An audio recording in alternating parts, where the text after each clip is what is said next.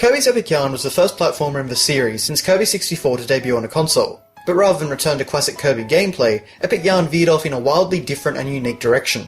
Developed by Goodfeel in conjunction with HAL Laboratory, did this departure from the series norm pay off? Let's find out. Normally, Kirby games don't have much narrative, and Epic Yarn is no different. That said, there are a number of cutscenes, particularly at the beginning of the game. The tale is told through a narrator who is reading from a storybook. Essentially, Kirby gets turned into Yarn and trapped in Patchland by the evil sorcerer Yin Yarn. Here, he meets Prince Fluff, and the two set out to save Patchland. The presentation and writing in these cutscenes is very much aimed at children, but it's not totally unenjoyable for older players either, particularly once more classic characters are introduced. My only complaint is that I would have preferred fewer scenes at the beginning of the game. I really just want to start playing. Now before we get on to the gameplay, I think we need to address the graphical style. Kirby's Epic Yarn uses a truly unique and imaginative aesthetic. Essentially everything in the game world is made of yarn, and it is absolutely beautiful. Honestly, I consider this to be one of the best looking games of the past generation. You can almost feel the textures that cover the environment, and small details like the intricate stitching on objects or the way the fabric bulges out when Kirby is behind it really make the world feel like it's made of yarn.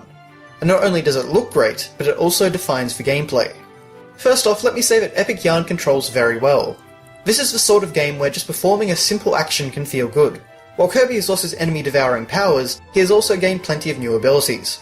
He can whip in multiple directions to attach to the environment or unravel enemies, transform into a car to quickly dash around the level, turn into a parachute to slowly glide through the air, or a weight to forward and crush an enemy, and become a submarine to traverse the depths of the ocean. In addition to this, Kirby can gain situational transformations like a giant robot or a dolphin. These transformations are generally a lot of fun and really spice up the gameplay, but I have to give a dishonourable mention to the train power-up, which is both fiddly and tedious. I only had two problems with the gameplay. First, the underwater controls can be a bit lacking. They're fine for most of the levels, but when the entire level is submerged, I found them a bit frustrating. And second, I found myself sometimes sliding into things by accident and taking a hit. I think Kirby's momentum could lower a little quicker when you stop walking. To progress through the world of Kirby's Epic Yarn, the player has to unravel the environment by using their whip attack. Doors and patches can be yanked off, zippers can be undone, and buttons can be swung on, all of which can open new paths. In certain places, Kirby can also move behind the level, adding an element of foreground-background interplay. There are also plenty of yarn-based foes, which can be dealt with in one of two ways. If the player simply taps the whip button, Kirby will simply unravel an enemy, defeating it instantly, but if the button is held down, Kirby will turn the enemy into a projectile weapon, which can be used to destroy blocks or other opponents. There are a lot of elements at play, and the levels often find very creative uses for these techniques. Whereas Kirby games have generally focused on action platforming, Epic Yarn shifts the focus more to exploration, and to a lesser degree, puzzle solving. Hidden in each level are two pieces of furniture and one CD for the player to find, which go towards your completion total and unlock a bonus activity, but we'll get to that in a moment. In addition to these, score also becomes very important, as strewn throughout each stage are items called beads.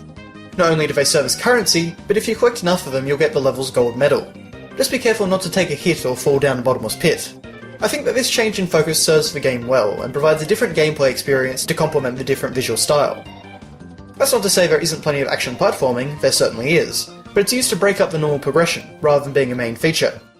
One of the biggest complaints about this game is the difficulty, as you cannot actually die, and enemies don't hurt you on touch. It's only if they're using a weapon or special attack that they can cause damage. And this is true. Kirby's Epic Yarn is quite an easy game. The challenge comes from finding all of the furniture and getting all of the medals. Trying to get the gold in every stage definitely ups the ante, but experienced gamers still won't have too tough a time. I look at Epic Yarn as a very chill game. It's not a test for your reflexes, but a relaxing, fun time. So what are those pieces of furniture used for? Well, one of the strangest features in the game is the ability to decorate apartments with the furniture that you find in the main levels. If you have the right pieces, you can attract new tenants, who in turn will unlock bonus missions for the player to complete. Some of these missions are enjoyable, while others are just tedious, but they're a good little bonus if nothing else. You can also use the beads that you collect to renovate the apartment building and add more floors, or you can spend the beads on more furniture. Kirby is also given his own apartment to decorate. It doesn't serve any real purpose, but it's a fun little side activity. Personally though, I just filled my apartment with Kirby memorabilia. While the game does keep score of your exploits, getting 100% completion doesn't actually unlock anything. It doesn't have to be a big reward, but after completing every bonus mission and hunting down every CD and piece of furniture, I would have appreciated something. While I've already covered the graphics, I would like to give special mention to the level transitions in the game. These would normally be mundane and repetitive, but in Epic Yarn they are beautifully creative and honestly became a reward in themselves. It's just a lot of fun seeing how the developers utilise the aesthetic. The music is good overall, but the soundtrack didn't grab me like it has in other Kirby titles.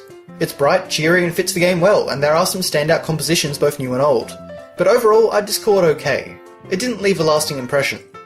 There were also a couple of tracks which sounded very MIDI in quality, which I didn't particularly like. I will however applaud the fact that almost every single level in the game has a brand new piece of music. That's unusual in a platformer. Kirby's Epic Yarn is a wonderfully creative take on the 2D platformer genre. The game constantly surprised and impressed me with its varied level designs and beautiful aesthetic, and I thoroughly enjoyed the experience from beginning to end. I can't recommend tackling all the bonus missions or 100% completing the game, but anyone that enjoys platformers should definitely give it a go.